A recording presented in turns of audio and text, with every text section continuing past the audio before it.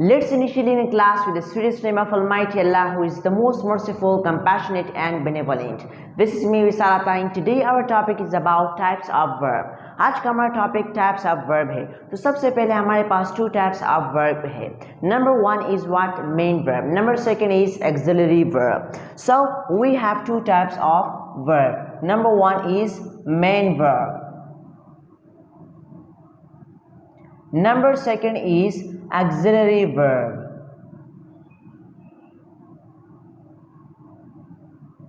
Verb के हमारे पास टू टाइप्स है, एक मेन वर्ब है और दूसरा एक्सिलरी वर्ब है। लेकिन आज का इस वीडियो में हमारा टॉपिक क्या है, मेन वर्ब है कि मेन वर्ब क्या है और उनके टाइप्स क्या है। मेन वर्ब और उनके टाइप्स की डिफिनीशन आज हम करेंगे विद एग्जांपल्स के साथ। So main verb also known as ordinal verbs, main verb को हम ऑर्डिनल वर्ब्स भी कह सकते हैं। व्हिच व्हाट, इसकी अब डिफिनेशन क्या होगी, which have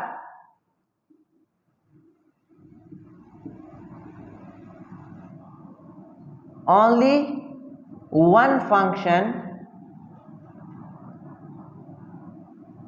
in a sentence,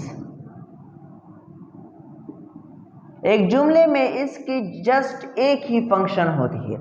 अब हमारे पास एग्जाम्पल क्या होगी, for example I teach English every day. तो अब ये टीच क्या हुआ, हमारे पास मेन वर्ब हुआ। आई प्ले टेनिस, अब ये प्ले क्या हुआ हमारे पास, ये एक मेन वर्ब हो गया। डेविड सिंग्स अ सॉन्ग, अब ये सिंग्स क्या हुआ हमारे पास, एक मेन वर्ब हो गया। तो ये सारे एग्जांपल्स है मेन वर्ब के। तो मेन वर्ब क्या होता है, इसको हम ऑर्डिनल वर्ब्स भी कह सकते हैं, which have only one function in a sentence. For example, I teach English, she sings a song, David sings a song, I play tennis. तो ये सारे हमारे पास क्या है, मेन वर्ब्स है। अब हमारे पास फर्दर मेन वर्ब्स की टाइप्स है जो कि 6 है। तो जिसमें पहला टाइप है ट्रांजिटिव वर्ब। अब ट्रांजिटिव वर्ब किसे कहते हैं, transitive verbs which take an object, वो वर्ब होते हैं जो कि ऑब्जेक्ट को लेते हैं। किस चीज को लेते हैं, ऑब्जेक्ट को लेते हैं। तो जब भी कोई वर्ब अपने साथ ऑब्जेक्ट को ले लेता है, उस वर्ब को हम ट्रांजिटिव वर्ब कहेंगे। सो डिफिनेशन क्या हुई हमारे पास, व्हिच टेक एन ऑब्जेक्ट, जो कि क्या लेते हैं, एक ऑब्जेक्ट को लेते हैं। अब ऑब्जेक्ट क्या होता है, which gives answer to the question who or what।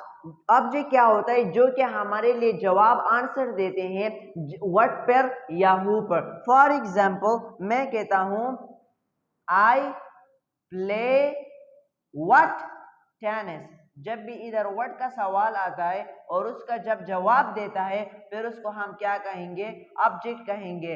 I met हुम, अब ये जब हु का जवाब देगा उसको भी हम ऑब्जेक्ट कहेंगे, आली yesterday.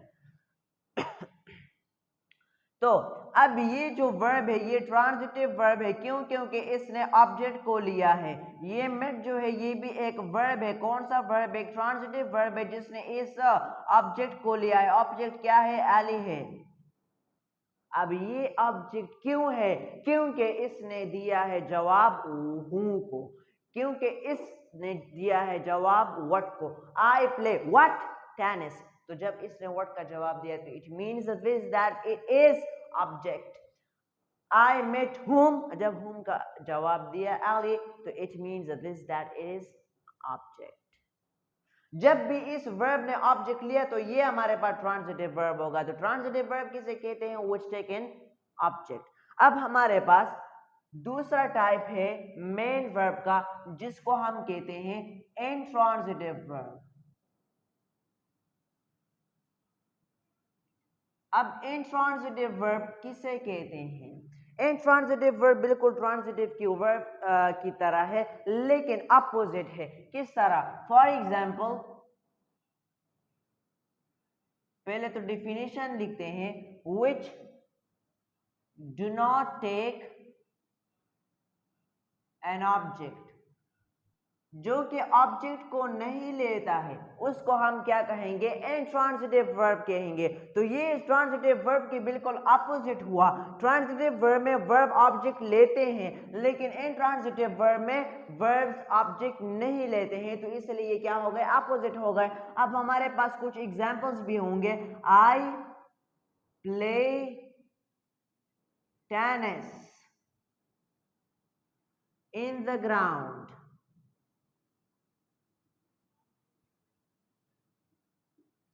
For example, she sings in the studio.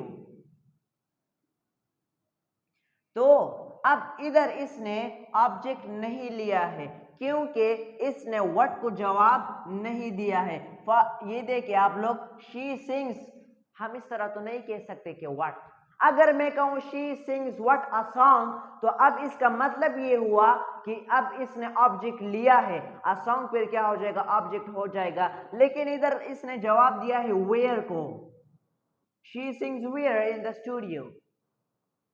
अब जब इसने where को जवाब दिया, what को और who को जब जवाब नहीं दिया है, तो it means this that it is not a transitive verb, it is intransitive verb। क्या है ये, intransitive verb है, क्योंकि इसने what और who को जवाब नहीं दिया है, इसने where को जवाब दिया है, इसलिए हमारे पास ऑब्जेक्ट इसने नहीं लिया। तो जब भी एक वर्ब ऑब्जेक्ट नहीं लेता है उसको हम क्या कहेंगे, इंट्रांजिटिव वर्ब कहेंगे। क्या, इंट्रांजिटिव वर्ब। तो अब इंट्रांजिटिव वर्ब क्या है, which do not take an object। For example, I play in the ground, she sings in the studio। तो अब ये हमारे पास क्या हो गए, इंट्रांजिटिव वर्ब्स हो गए, क्योंकि इन्होंने ऑब्जेक्ट को नहीं लिया। अब हमारे पास तीसरा टाइप है मेन वर्ब का, वो है लिंकिंग वर्ब। अब लिंकिंग वर्ब क्या होता है, which connect subject with an adjective, noun or preposition, जो कि एक सेंटेंस में एक सब्जेक्ट को एक एडजेक्टिव या नाउन या प्रीपोजिशंस को मिलाता है, उस वर्ब को हम कहेंगे linking verb. For example taste is a linking verb, जो कि एक सब्जेक्ट को एडजेक्टिव के साथ क्या करता है, मिलाता है। तो उससे पहले हमें डिफिनीशन लिखनी होगी कि लिंकिंग वर्ब की डिफिनीशन क्या है। तो डिफिनीशन यह है कि which connect the subject with an adjective, noun or preposition। For example, it tastes delicious। अब ये टेस्ट हमारे पास एक लिंकिंग वर्ब है और इट एक सब्जेक्ट है, डिलिशियस एक एडजेक्टिव है। अब इस लिंकिंग वर्ब टेस्ट ने इस सब्जेक्ट को मिलाया हुआ है इस एडजेक्टिव के साथ, इसलिए हम कहेंगे कि ये एक लिंकिंग वर्ब है। डिफिनीशन के मुताबिक एक लिंकिंग वर्ब क्या करता है, कनेक्ट करता है एक सब्जेक्ट को एडजेक्टिव के साथ। तो इधर इस लिंकिंग वर्ब ने इस सब्जेक्ट को एडजेक्टिव के साथ मिलाया हुआ है, इसलिए हम ये कह सकते हैं कि ये टेस्ट जो है ये हमारे पास एक लिंकिंग वर्ब है। अब ये नाउन को किस तरह मिलाएगा, for example he is a teacher. अब ये टीचर जो है हमारे पास ये एक नाउन है, इज जो है हमारे पास लिंकिंग वर्ब है, ही ये सब्जेक्ट है। तो अब अगर आप लोग देखें कि इस सब्जेक्ट को नाउन के साथ मिलाया गया है इस लिंकिंग वर्ब की मदद से, तो इसलिए हम ये कह सकते हैं कि इस एक लिंकिंग वर्ब है जिसने मिलाया हुआ है एक सब्जेक्ट को नाउन के साथ। तो डिफिनेशन में भी यही है कि जब भी एक सब्जेक्ट नाउन या एडजेक्टिव या प्रीपोजिशन को मिलाता है उस वर्ब को हम क्या कहेंगे, लिंकिंग वर्ब कहेंगे। अब फॉर एग्जांपल मैं कहता हूं he is in the class, तो ये इसने हमारे पास इज ने सब्जेक्ट को प्रीपोजिशन के साथ मिलाया हुआ है। ये एक सब्जेक्ट है तो इसलिए इज एक लिंकिंग वर्ब है जिसने एक सब्जेक्ट को प्रीपोजिशन के साथ, एक सब्जेक्ट को नाउन के साथ, एक सब्जेक्ट को किस चीज के साथ, एडजेक्टिव के साथ क्या किया है, मिलाया हुआ है। जब भी ये एक वर्ब किसी भी सब्जेक्ट को एडजेक्टिव के साथ प्रीपोजिशन या नाउन के साथ मिला देता है, उस वर्ब को हम फिर लिंकिंग वर्ब कहेंगे। अभी हमारे पास दूसरा टाइप भी है, फ्रेजल वर्ब। फ्रेजल वर्ब किसे कहते हैं? Phrasal verbs, for example verb plus preposition है हमारे पास, verb plus preposition which gives some meaning or which gives a special meaning, या verb के साथ अगर हम adverb को भी मिला लें, जब भी verb के साथ preposition या adverb आ जाते हैं और वो हमें एक meaning देते हैं, उसको हम phrasal verb कहेंगे। फॉर एग्जाम्पल stand क्या है? एक वर्ब है। जब इस वर्ब के साथ मैं प्रीपोजिशन अप को मिलाऊंगा तो ये हमें एक स्पेशल मायने देगा, एक मीनिंग देगा। स्टैंड अप, खड़े हो जाइए। स्टैंड अप, खड़े हो जाइए। तो जब भी मैंने इस स्टैंड वर्ब के साथ प्रीपोजिशन अप को लगा लिया तो इसने हमें एक मीनिंग दिया, तो इसलिए हम कहेंगे कि ये क्या है? फ्रेजल वर्ब है, स्टैंड अप। फिर आता है हमारे पास एडवर्ब, लुक ओवर। लुक हमारे पास एक वर्ब है जिसके साथ मिलाया गया है एडवर्ब को, तो इसलिए यह भी हमें एक स्पेशल मीनिंग देता है। लुक ओवर वेयर, उधर देखिए। तो जब भी हमने एक वर्ब के साथ एडवर्ब या प्रीपोजिशन को मिलाते हैं और वो हमें एक स्पेशल मायने, एक मीनिंग देता है, उस वर्ब को हम क्या कहेंगे? फ्रेजल वर्ब कहेंगे। तो ये है हमारे पास फ्रेजल वर्ब। अब है हमारे पास दूसरा type, causative verbs.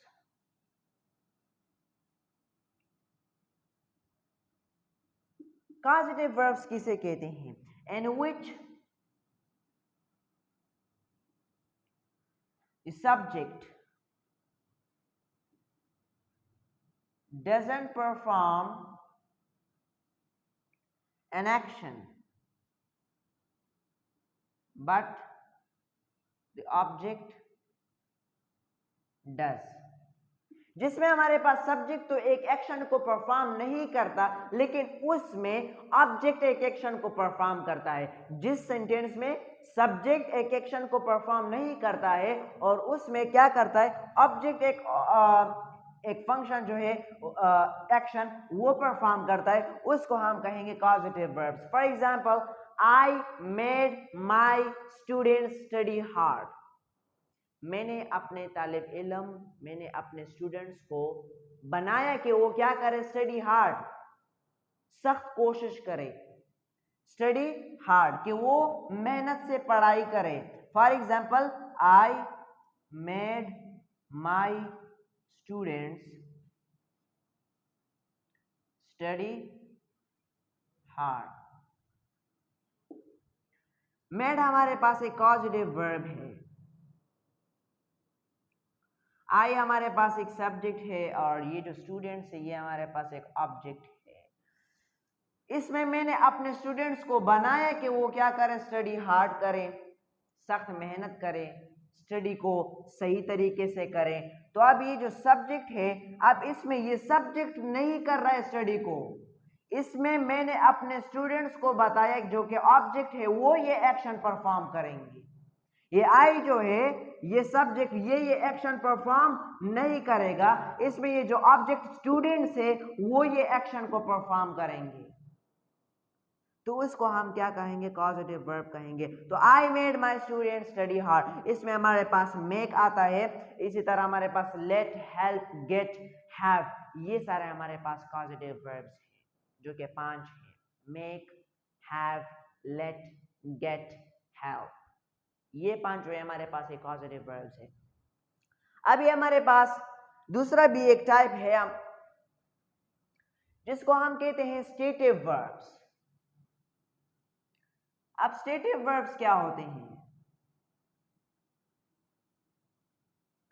Stative verbs होते हैं which shows state, जो कि स्टेट को दिखाते हैं. For example, I hate her. I am a doctor. I have 3 brothers. तो ये सारे हमारे पास स्टेटिव वर्ब्स है जो कि हमें स्टेट को शो कर रहे हैं. किस चीज को शो? स्टेट को ये हमारे पास शो कर रहे हैं. I hate her, I am a doctor, I have 3 brothers, I have a car, और शी हैज अ कार. तो ये सारे हमारे पास स्टेटिव वर्ब्स है व्हिच शोज व्हाट? स्टेट. इसकी दूसरी जो पॉइंट है स्टेटिव वर्ब का, दूसरा पॉइंट जो है वो ये है कि which do not take ing, जो कि ing नहीं लेते. तो अगर आप लोग इन सारे एग्जांपल्स में देखें कि इसमें ing नहीं है, लेकिन स्टेटिव वर्ब के साथ ing आ सकता है. विद द वर्ड ऑलवेज के साथ, आई एम ऑलवेज लविंग हर, तो अब ये भी एक स्टेटिव वर्ब है, लेकिन इसमें भी ing आया हुआ है. तो स्टेटिव वर्ब के साथ आमतौर पर तो ing नहीं आते, लेकिन 3 एक्सेप्शंस है उसमें फिर ing आते हैं. उस पर फिर इंशाल्लाह हम एक दूसरी वीडियो बनाएंगे. तो आज आप लोगों ने सीखे हैं मेन वर्ब को और उनके टाइप्स को, कि मेन वर्ब क्या है, उसका दूसरा नाम क्या है, ट्रांजिटिव वर्ब क्या है, इंट्रांजिटिव वर्ब क्या है, linking verb, causative verb, stative verb and phrasal verbs. So thank you very much. Thank you.